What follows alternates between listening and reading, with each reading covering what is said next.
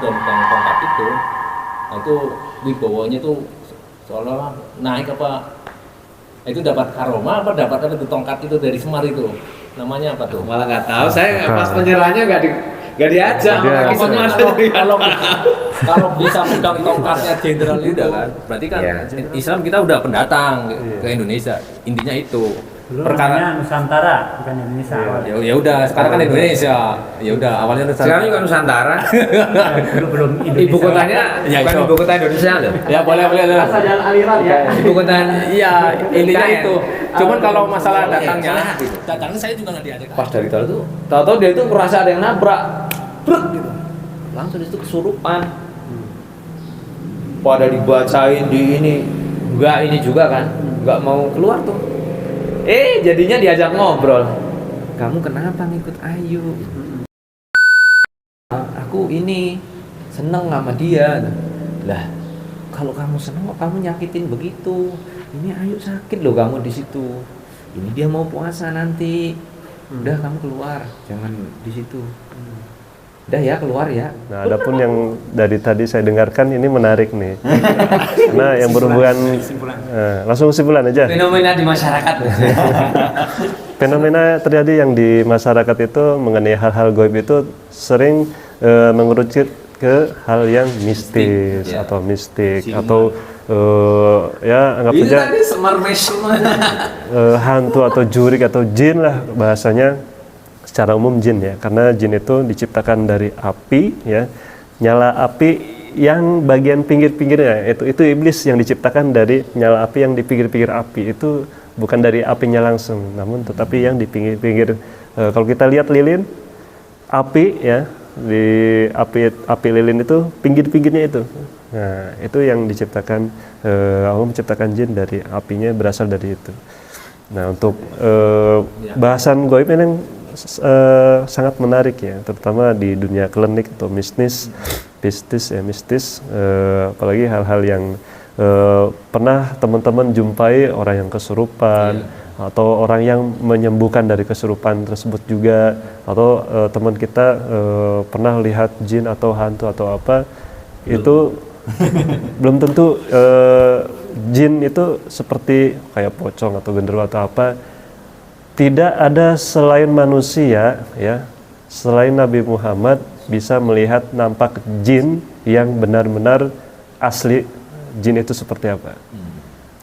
Kalau ada orang melihat jin, orang itu pasti bohong kayak gitu. Karena jin yang benar-benar itu adalah tidak ada selain manusia kecuali Nabi Muhammad yang Allah nampakkan jin itu seperti itu. Nah, jin juga ada yang muslim, ada yang kafir, ya sama kehidupannya seperti kita. Mereka juga beraktivitas seperti kita, layaknya kita berkeluarga, kemudian mereka bersosialisasi, ada pasarnya, ada budayanya. Berarti ada sekolah juga ya? Ada sekolahnya juga, ada kerajaannya. Di suatu lubang aja itu bisa jadi kerajaan terbesar.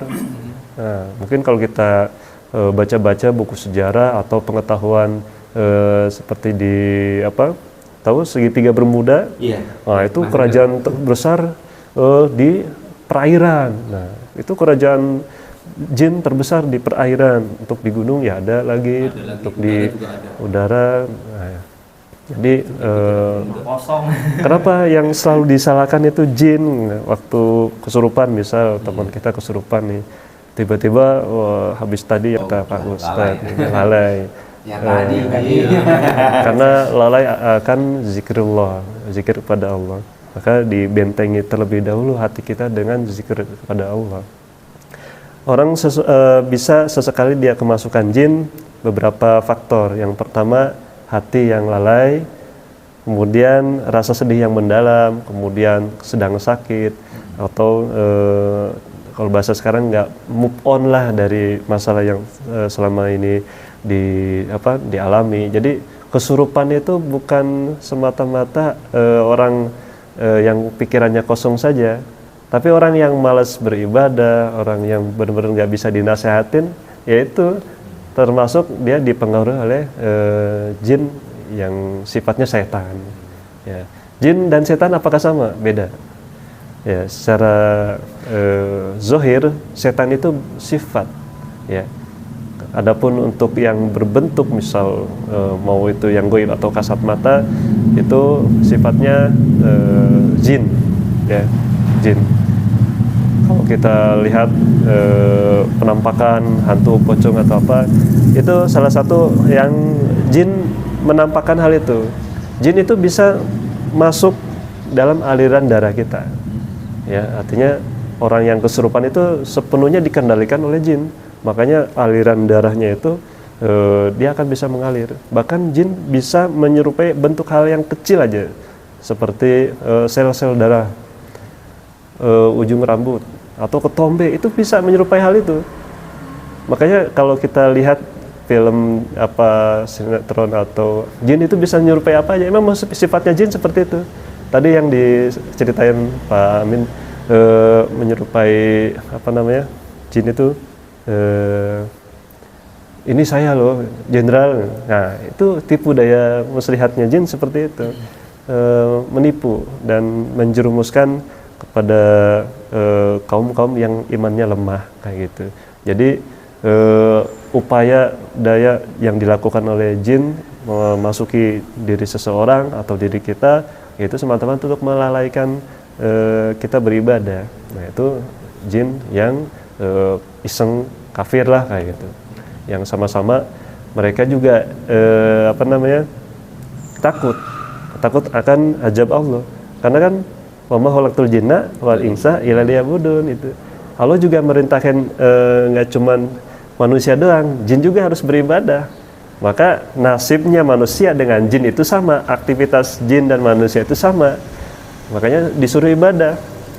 Hewan nggak perlu ibadah, tumbuh-tumbuhan nggak diperintahkan untuk ibadah, tapi yang namanya jin dan manusia itu wajib beribadah. Sama, mereka juga menerima konsekuensi, ya karena sama-sama mahal Allah, dibebankan kewajiban beribadah. Makanya dia ingin sama-sama menggoda kita untuk udah satu nasib sama kita, males untuk beribadah kayak gitu. Nah, ada satu hal cerita yang menarik saya juga punya teman satu kantor dan usianya juga cukup senior. Dia mempelajari ilmu ruqyah, dan ruqyah insya Allah sesuai syariat, ya, syar'i, tanpa ada tambahan-tambahan MSG. murni dari Al-Qur'an,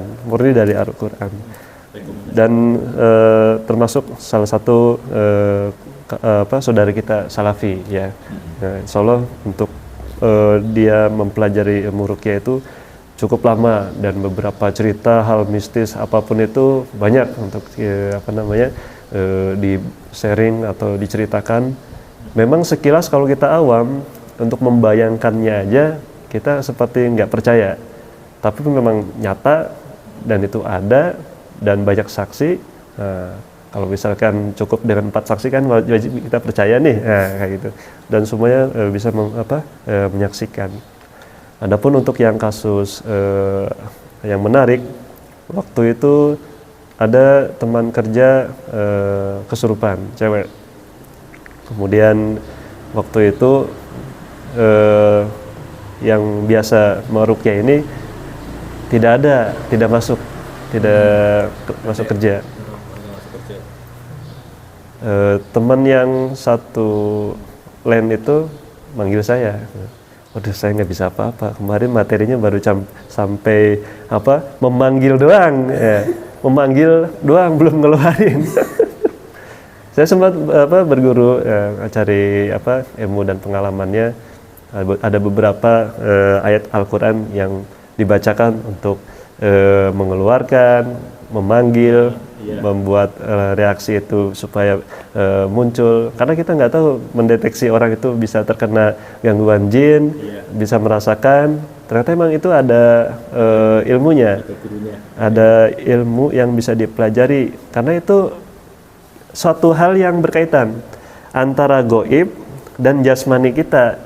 Tubuh kita itu ternyata memang banyak menyimpan rahasia. Kita mempunyai sistem metabolisme, aliran darah, panca indera, ternyata itu saling berkaitan. contoh aja, karena jin itu bisa memasuki aliran darah di manusia atau yang di kesurupan itu kita bisa mendeteksi melalui dari kalau bahasa sekarang aura yang terpancar di orang tersebut dengan meraba bagian tertentu, itu ada terasa hawa panas. Nah, itu emang bisa dipelajari ternyata melalui aliran-aliran darah dengan melihat ujung jari atau bagian-bagian mata, itu bisa dipelajari. Pelajaran. Karena emang waktu saya belajar kepada beliau itu nggak tuntas, karena memang terakhir itu materinya dibuat satu orang kesurupan keluarin. Masya Allah. Ini. Saya Sampai segitu ya. cuman bisa sampai orang itu coba dimasukin.